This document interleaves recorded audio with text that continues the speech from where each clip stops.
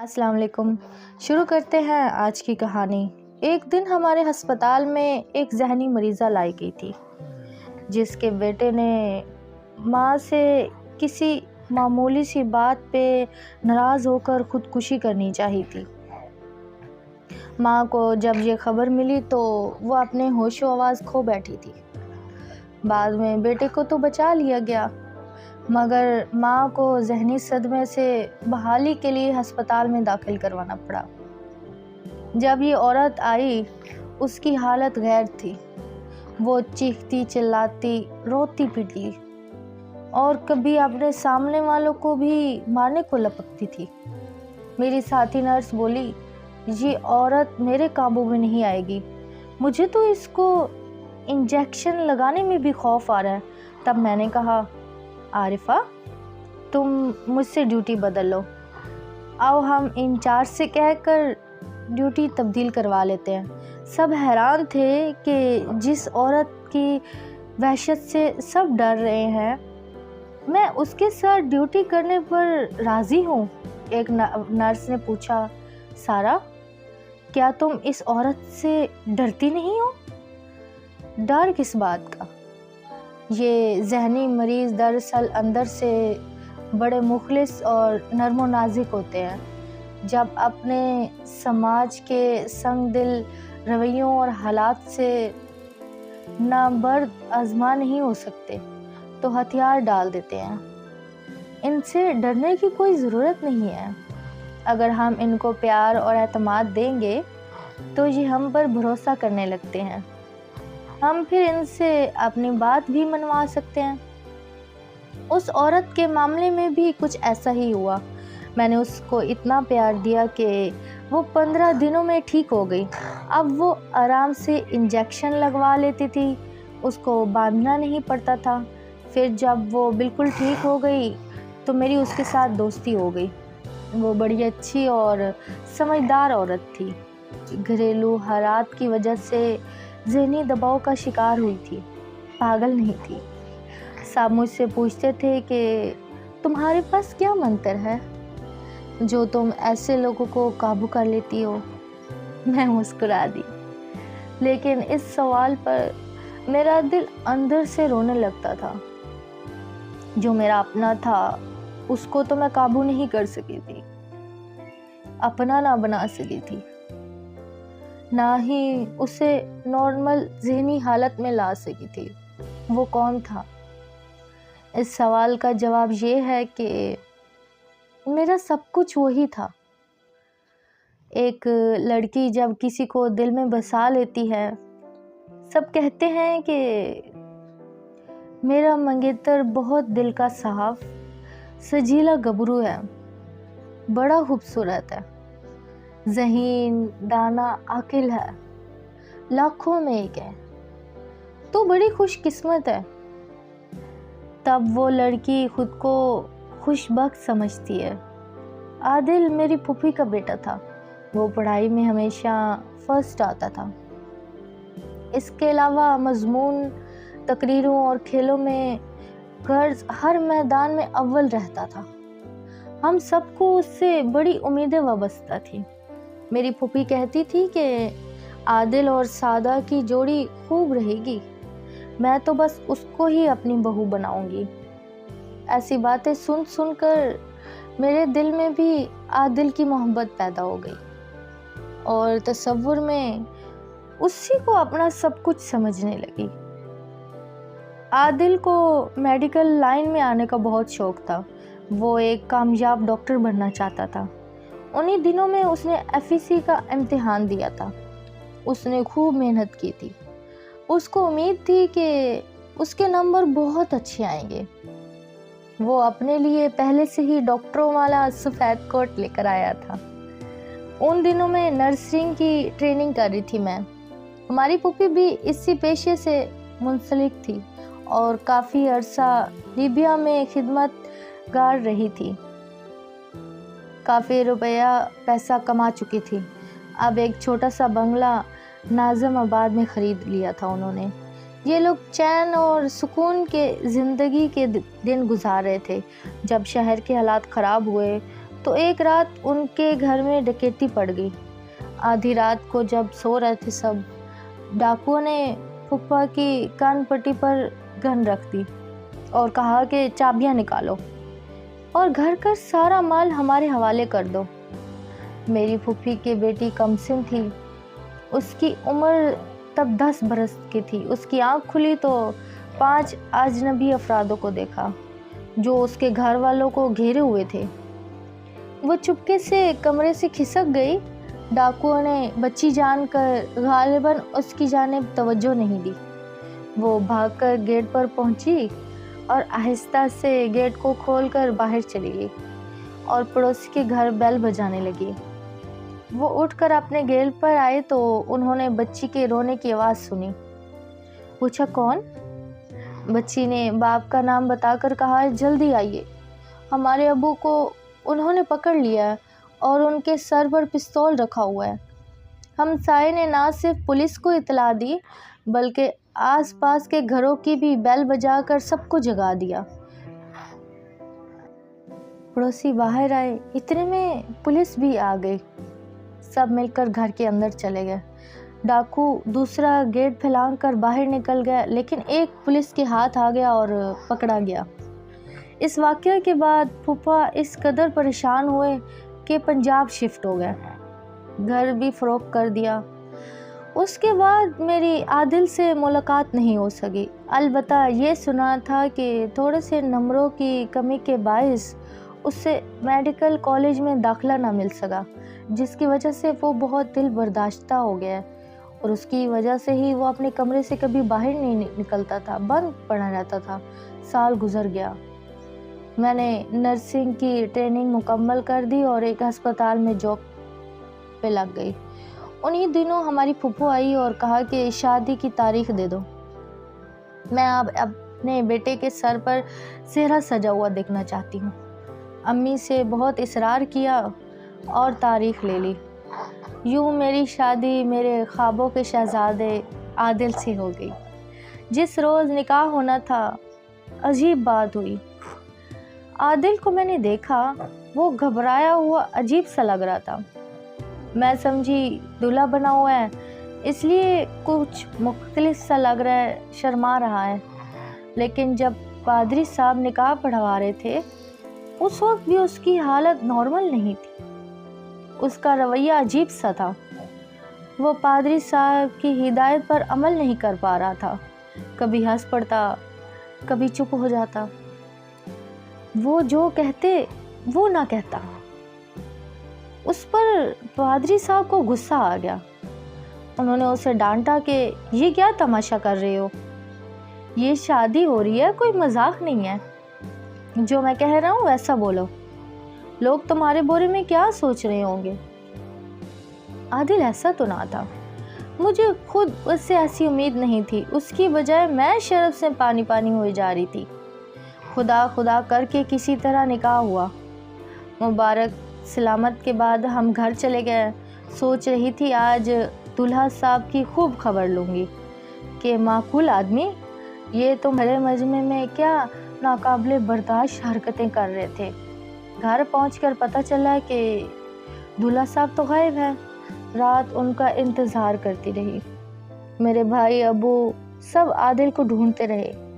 3 دن بعد وہ کہیں ایک دوست کے گھر سے ملا، یہ اس کو مارے باندھے گھر لے کے آ رہے۔ میرا تو رو رو کر برا حال ہو گیا تھا، لیکن اب میں رونا بھول چکی تھی۔ اس سوچ میں ڈوبی تھی کہ آخر عادل کو کیا ہو گیا ہے۔ شادی کے فوراً بعد سہاگ رات کو کون بھاگ جاتا ہے، یہ کہاں کی شرافت ہے۔ خدا نہ خواستہ کہیں اس سے آگے کی باتیں بھی دماغ میں آ رہی تھی کہ شاید وہ کسی اور لڑکی سے محبت کرتا ہے، شاید مجھ سے نفرت کرتا ہے، یا پھر وہ شادی کے لائق نہیں رہا۔ لیکن یہ میں ہرگز سوچنا ہی نہیں چاہتی تھی کہ خدا نہ خواستہ اس کے دماغ میں خلل باقی اور ہو۔ بھلا اتنے سے اور سوالات کا کیا جواب ہو سکتا ہے؟ اگر جواب تھا بھی تو عادل کے پاس۔ اس سے پہلے میں اس سے کوئی سوال کرتی، پھوپھو نے جلدی سے بوریا بستر باندھ لیا. کہنے لگی مجھے فیصل آباد جانا ہے جہاں ہمارا گھر ہے.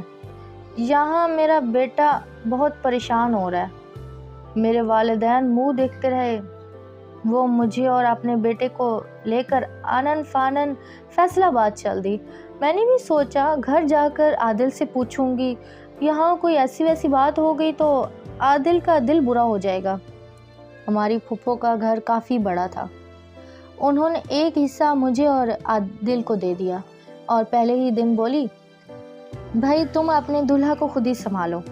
آج سے اس کو دیکھنے بھالنے کی ذمہ داری میری نہیں. 2 دن وہ ٹھیک رہا. پیار سے بات چیت کرتا رہا.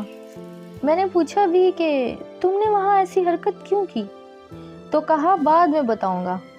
میں چپ ہو گئی کہ چلو نئی بات ہے، تلخی نہ ہو جائے، بعد میں پوچھ لوں گی. شادی کے چھٹے روز جب میں اس کے لیے کھانا نکال کر لائی تو اس نے کھانے کی ٹرے ایک طرف سرکا دی.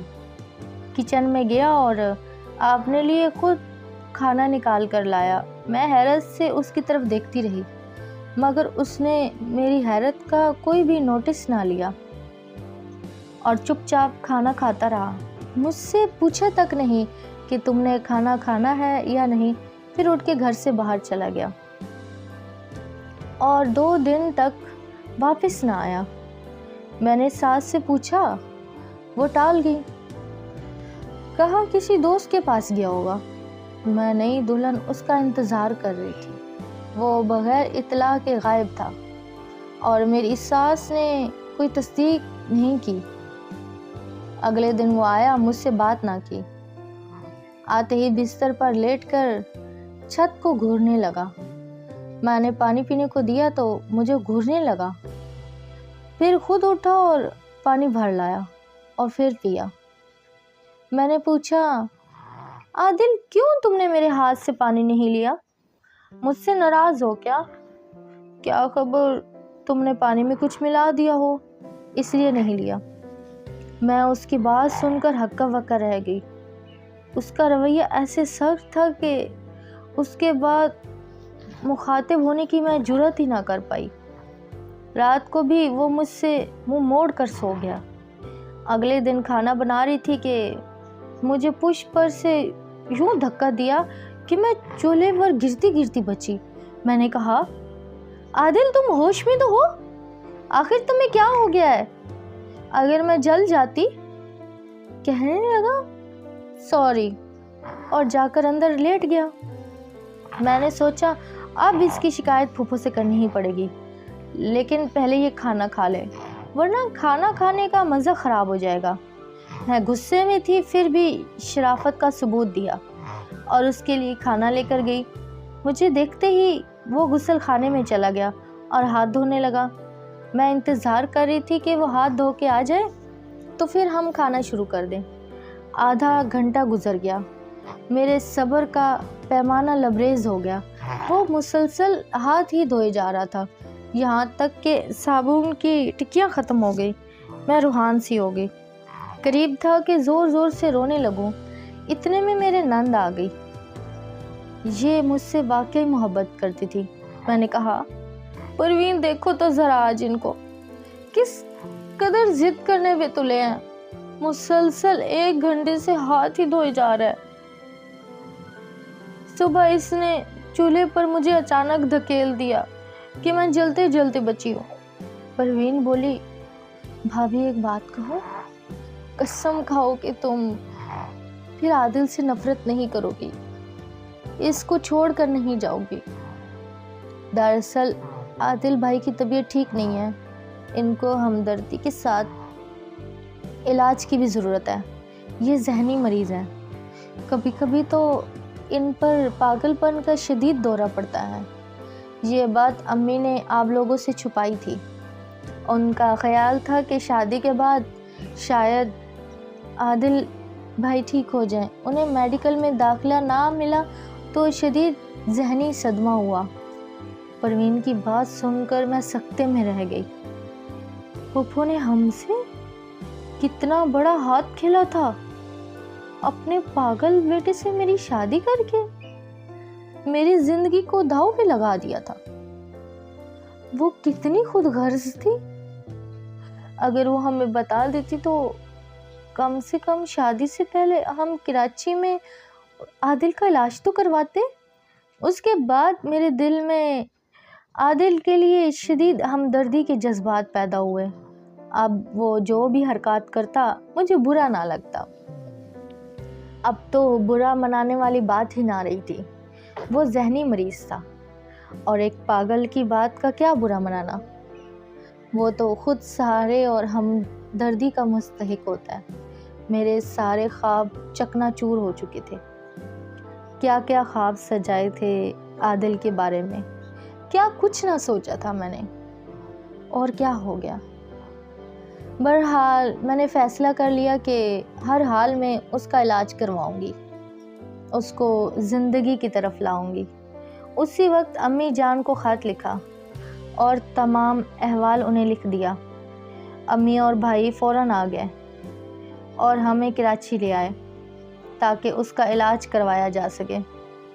میں نے عادل کی خاطر ایک مینٹل ہسپتال میں سروس شروع کر دی، کیونکہ اس کا علاج مہنگا تھا اور یہ میرے بس کی بات نہ تھی۔ ہسپتال کے مالک کو تمام حالات بتائے اور کہا بے شک آپ مجھ سے ڈبل ڈیوٹی لیں اور تنخواہ بھی نہ دیں، مگر میرے شوہر کا علاج ہونا چاہیے، کہ میں ان کے علاج کے لیے استطاعت نہیں رکھتی۔ ان کو مجھ پر رحم آ گیا۔ انہوں نے مجھے اپنے ہسپتال میں رکھا اور ایک کمرہ بھی رہنے کے لیے دے دیا۔ 2 ماہ میرے جیون ساتھی کا علاج ہوا۔ ایک دن وہ سڑک پر بھاگ گیا، میں پیچھے بھاگی، دیکھا تو لوگ اس کو مار رہے تھے۔ میں نے ان کو روکا کہ کیوں مار رہے ہو، یہ تو مریض ہے، ہسپتال سے بھاگ کر آیا ہے۔ وہ کہنے لگے کہ باندھ کر رکھو اس مریض کو، پتہ ہے اس نے کیا کیا ہے؟ کیا کیا ہے؟ وہ بولے کار میں چھوٹی بچی بیٹھی تھی، اس کا باپ سامنے دکان سے خریداری میں مصروف تھا کہ یہ آیا اور کار میں بیٹھی بچی کا گلا دبانے لگا۔ ہم اس کو نہ مارے تو کیا کریں؟ وہ مشترک تھے۔ میں بڑی مشکل سے انہیں سمجھا بجھا کر اس کو چھڑا کر لائی۔ کافی کوشش کی کہ وہ ٹھیک ہو جائے، مگر وہ ہسپتال میں اس قدر ہنگامہ کرنے لگا کہ میرا بھی یہاں نوکری بحال رکھنا دشوار ہو گیا۔ آخر مجھے اسے گھر لانا پڑا۔ تم اس کو کہیں لے جاؤ اور اس کے ساتھ الگ گھر لے کر رہو، ہم اس کو نہیں رکھ سکتے۔ جب کسی کے پیچھے پڑتا ہے تو اس کا جینا حرام کر ڈالتا ہے۔ ہاتھ دھونے لگتا ہے تو صبح سے شام تک ہاتھ دھونے میں ہی لگا رہتا ہے، اور کبھی بیٹھے بیٹھے اٹھ کر گلا دبانے لگتا ہے۔ تب میں نے سوچا کہ میں کیوں اس کی خاطر اپنے والدین کی زندگی عذاب میں ڈالوں۔ میری ایک سہیلی لاہور میں رہتی تھی، اسے فون کر کے سب کچھ بتایا۔ وہ بولی پریشان نہ ہو، یہاں آ جاؤ، ہم تمہارے شوہر کو لاہور کے مینٹل ہاسپٹل میں داخل کروا دیں گے۔ میں نے عادل کو داخل کروا دیا، خود اس کے ساتھ رہی، مگر اس کو افاقہ نہ ہوا۔ بظاہر ٹھیک ہو جاتا، اچھی طرح بات چیت کرتا، اس کی کسی حرکت کی وجہ سے اندازہ نہ ہوتا کہ وہ ذہنی مریض ہے۔ ایک دن اچانک اس نے کس کے میرے منہ پر تھپڑ مار دیا کہ میرا منہ پھر گیا، گال سوج گئی، میں رونے بیٹھ گئی۔ پھر لاہور سے اسے فیصل آباد لے آئی تاکہ بے گھڑی سے تو نجات ملے۔ یہاں آ کر ایک ہسپتال میں سروس تلاش کی، چاہتی تھی کہ کچھ رقم اکٹھی کر لوں تاکہ عادل کا علاج کروا سکوں۔ میرے ساس سسر بیٹے کے علاج کے لیے پھوٹی کوڑی دینے کے لیے تیار نہیں تھے۔ انہوں نے مجھ سے اس کی شادی اس کی وجہ سے کی تھی کہ اپنی بلا میرے سر پر ڈال کر خود سکون کی نیند سونا چاہتے تھے۔ میں نے لیکن عادل کو کبھی بلا نہ سمجھا، مجھے اس سے کوئی شکوہ نہیں تھا۔ وہ کب بھلا اپنے حواسوں میں تھا۔ ان دنوں پھپھو نے میرا جینا حرام کر ڈالا۔ چاہیے تو یہ تھا کہ مجھ سے تعاون کرتی، کہ انہوں نے مجھ پر جان بوجھ کر ظلم ڈھایا تھا۔ میری عمر ہی کیا تھی، جو مجھے اپنے پاگل بیٹے سے بیاہ کر لے آئیں۔ اب ستم یہ ہے کہ میں پڑوسیوں سے بھی بات نہ کروں، اچھے کپڑے اس لیے نہ پہنوں کہ میرے شوہر پاگل ہے۔ ایک دن میں سو رہی تھی کہ اچانک عادل آ گیا۔ جانے اسے کیا سوچی کہ میرا گلا گھوٹنے لگا۔ بڑی مشکل سے میں نے خود کو اس کی گرفت سے آزاد کروایا۔ اگر میرا دیور اچانک نہ آ جاتا تو شاید میں مر چکی ہوتی۔ تبھی میرے دیور نے کہا، بھابھی پلیز، خدا کے لیے اب تم یہاں سے چلی جاؤ۔ عادل تو ٹھیک نہیں ہوگا، تم جہان سے چلی جاؤ گی۔ مگر ساس کہنے لگی کہ عادل کو بھی ساتھ لے جاؤ، ورنہ میں تمہیں اکیلے نہیں جانے دوں گی۔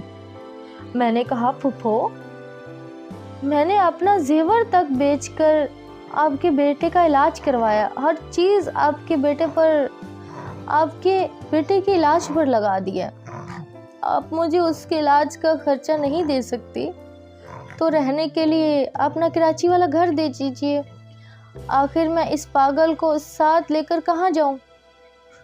کون مجھے رہنے دے گا؟ وہ بولی، اس مکان کا نام بھی مت لو، اس کا کرایہ مجھے ملتا ہے، تم کرایہ دو گی مجھے؟ میں نے تبھی فیصلہ کر لیا تھا کہ اب یہاں نہیں رہنا مجھے۔ انہیں اپنے بیٹے سے ہمدردی نہیں ہے تو مجھے کیوں ہے؟ میں صبح ڈیوٹی پر گئی تو میری ساس بھی وہاں آ گئی۔ کہا کہ ہسپتال سے چھٹی لو، ہم سب کراچی چلتے ہیں۔ میں نے اپنے انچارج سے کہہ دیا کہ ان سے کہیں چھٹی نہیں مل سکتی۔ تب انہوں نے دھمکی دی کہ اچھا تو پھر ہم بھی یہیں بیٹھے رہیں گے، تم ڈیوٹی کر لو تو پھر ہم تمہیں ساتھ ہی لے کر جائیں گے۔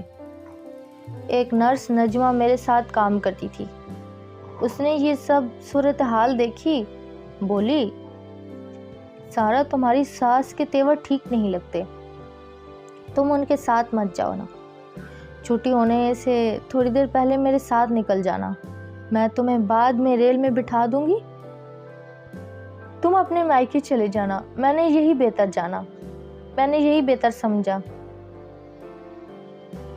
چھٹی سے پہلے نجمہ کے ساتھ نکل کر اس کے گھر چلی گئی۔ پھوپھو ڈیوٹی ختم ہونے تک ویٹنگ روم میں بیٹھی میرا انتظار کرتی رہی۔ جب پتہ چلا میں جا چکی ہوں تو وہیں بوالا مچا دیا کہ سارا میرے زیورات اور قیمتی اشیاء لے گئی ہے۔ یوں پولیس نے ریلوے اسٹیشن پر میرے لیے ناکہ بندی کی، مگر میں اسٹیشن کب گئی تھی؟ میں تو نجمہ کے گھر پر تھی۔ اس نے امی کو اطلاع کر دی کہ میں اس کے گھر پر ہوں، آ کر لے جائیے۔